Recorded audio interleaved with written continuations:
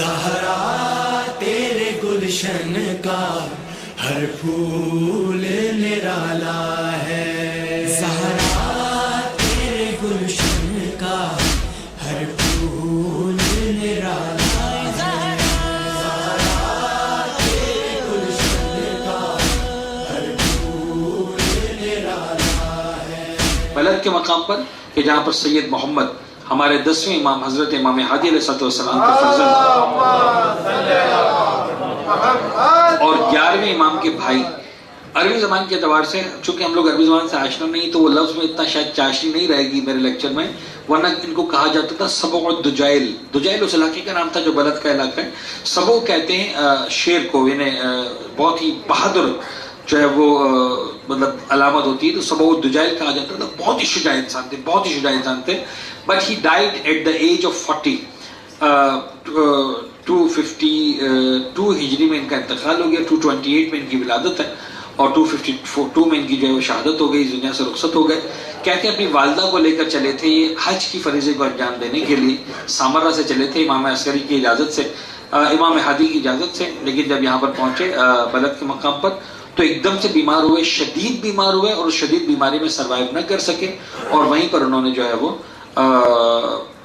بارگاہ الہی میں قضائے اجل کو لبیک کہا، اور جو ہے وہ رب العزت کے مہمان بنے۔ اور یہیں پر ایک جملہ، اب میں اس ڈیٹیل میں نہیں جانا چاہ رہا، ایک عقیدہ ہے ہمارے پاس، ایک عقیدہ ہے جو ڈسکس کیا جاتا ہے علم کلام کی کتابوں کے اندر، کہ جب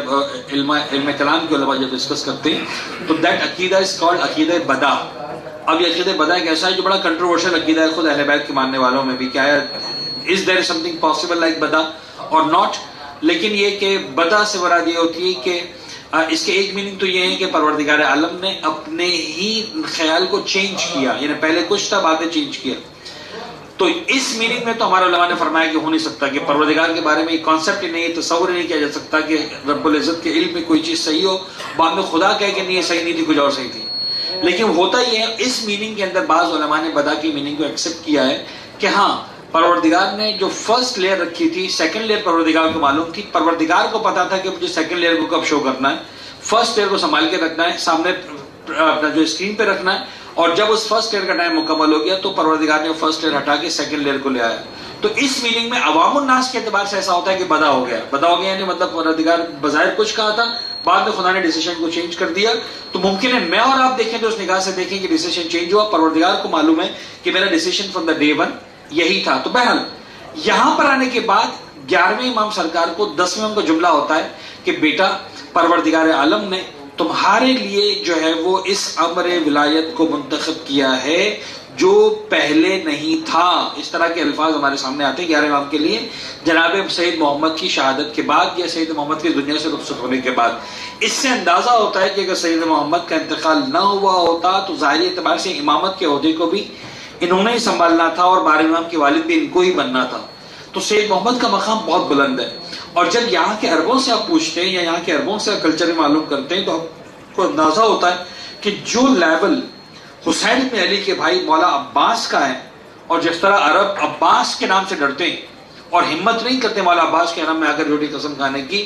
وہی کیفیت آپ کو بغداد اور سامرا میں جناب سید محمد کے بعد نظر آئے گی کہ عرب مر جائے گا، سید محمد کے بعد جا کر قسم کھانے کی ہمت نہیں کرے گا۔ اس کی نگاہوں میں سید محمد جو 11ویں امام کے بھائی ہے وہی حیثیت ہے جو گویا مولا عباس کی حیثیت ہے۔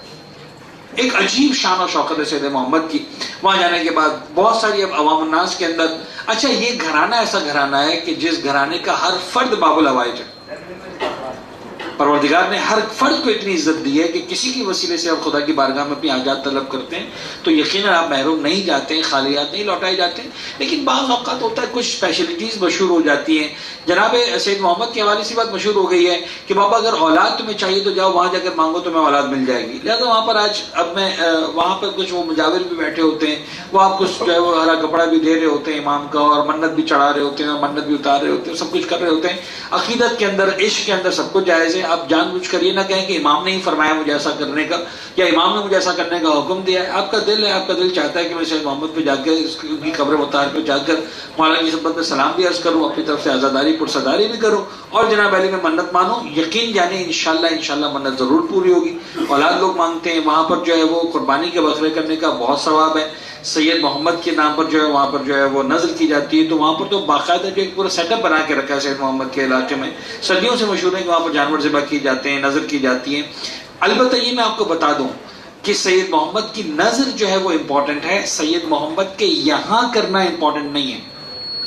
یعنی یہ ہم نے بہت ہی کلیئرلی تمام علماء اور مراجعین سے پوچھا ہوا ہے اور یہ ہمیں جواب ملا ہے کہ سید محمد کی نظر کی جو ہے نا وہ اہمیت ہے۔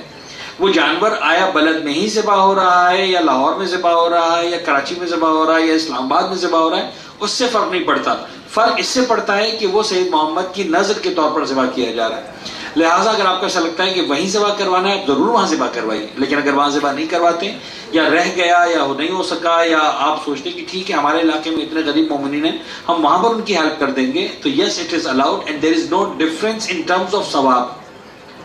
آپ کا اپنا دل جو بھی چاہتا ہے آپ ضرور کیجیے، کوئی منع نہیں ہے، لیکن ان ٹرمز آف ثواب اگر آپ اپنے علاقے میں ذبح کرواتے ہیں جانور تب بھی وہی برکت ہے، انشاءاللہ وہی ثواب ہے اور وہی اجر ملے گا، اور آپ جو ہے وہ بلد میں کرواتے ہیں تب بھی انشاءاللہ آپ اسی ثواب و اجر کے حقدار قرار پائیں گے۔